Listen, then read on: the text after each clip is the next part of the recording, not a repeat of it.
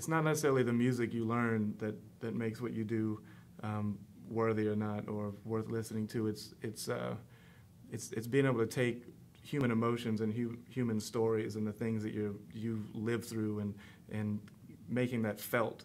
I think it's much more important. I mean, I see so many musicians that are quote unquote good or great musicians that when I hear it, I'm just left cold. There's nothing being conveyed to me other than you practice an awful lot. And I'm glad you did, but I would much rather hear somebody that is just telling a story or making you feel a certain way, whether it's good, bad, uncomfortable, whatever it happens to be.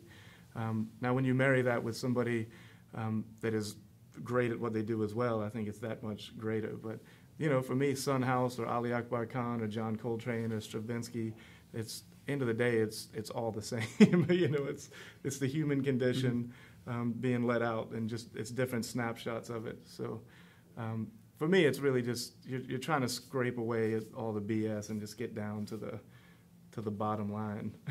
A decent analogy is there's people that can type hundreds of words a minute, and then there's writers.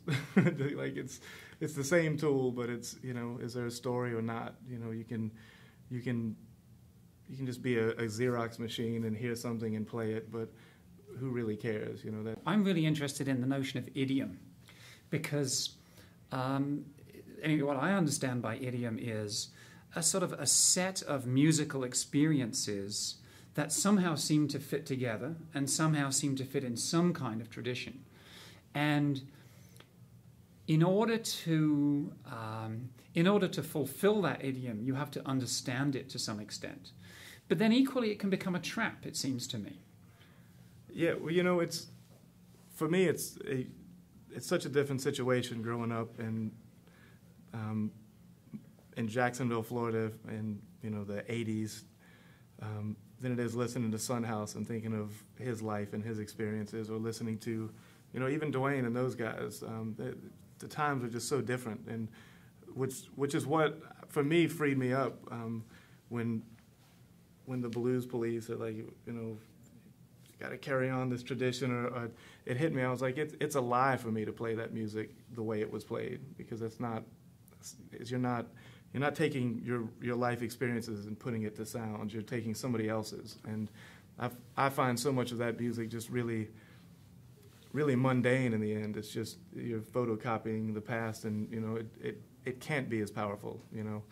I didn't grow up on the Stovall plantation and in Clarksdale, and it's just to me it's dishonest to do that. And the same with the music from the Harlem Renaissance, or the same in some ways the music that my uncle and the Allman Brothers played.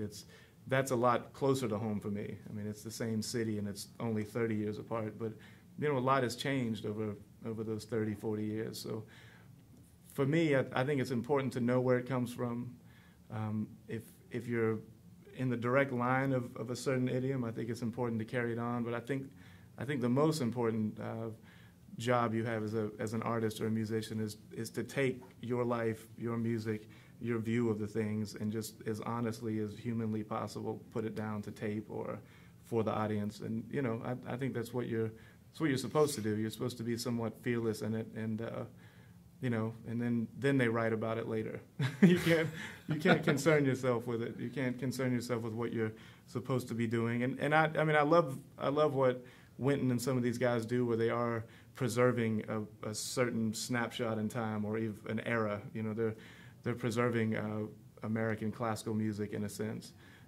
But everybody has different roles. I never felt that was my role, is to preserve something. It was hopefully to forge something. You're not trying hard enough if you're not pissing somebody off. And you watch this Ornette Coleman footage, and you realize that just his playing was getting people so mad that he was getting punched out at shows, like, by other jazz musicians, and I find that fascinating. Or like Stravinsky causing a riot.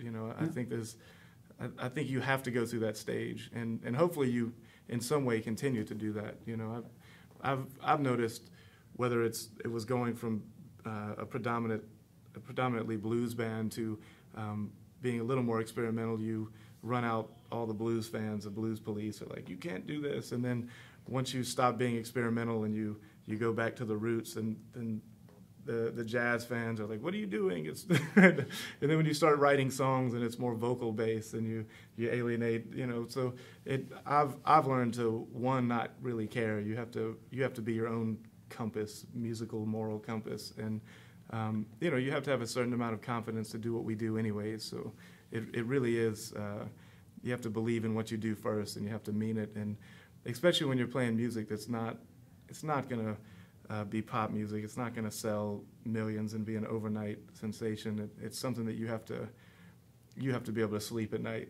You got to believe in what you do, and and what I found is a lot of the fans that you alienate early on end up coming back 8 years later, and they're like, "Wow, it's great." Like, well, sometimes you just gotta wait them out.